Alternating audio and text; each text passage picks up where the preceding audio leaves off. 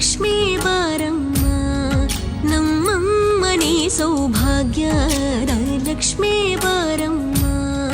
ನಮ್ಮಮ್ಮನಿ ಸೌಭಾಗ್ಯದ Lakshmi Baramma ನಮ್ಮಮ್ಮನಿ ಸೌಭಾಗ್ಯದ Lakshmi Baramma ನಮ್ಮಮ್ಮನಿ ಸೌಭಾಗ್ಯದ Lakshmi Baramma.